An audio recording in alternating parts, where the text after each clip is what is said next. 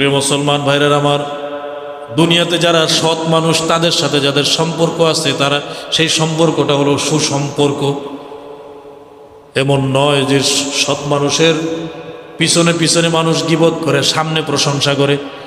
সৎ মানুষের যেমন সামনেও প্রশংসা করে পিছনে পিছনে প্রশংসা করে, আর অসৎ মানুষের প্রশংসা মানুষ সামনে সামনে করে কিন্তু পিছনে গেলে সমস্ত রকমের গালাগালি করে। ঠিক না ভাই? ঠিক। এই জন্য সৎ মানুষের বড় অভাব, সৎ মানুষের বড় অভাব, সত্যবাদী মানুষের বড় অভাব। সত্যবাদী মানুষ বর্তমান পৃথিবীতে নাই বিদায় পৃথিবী এমন বিশৃঙ্খলাময়, পৃথিবী এত উত্তাল, পৃথিবী এত আপনার অরাজকতা সহিংসতা। কারণ সৎ মানুষ যেই এরিয়ায় বসবাস করে, সৎ মানুষ যেই ভূখণ্ডে বসবাস করে, যেই দেশে বসবাস করে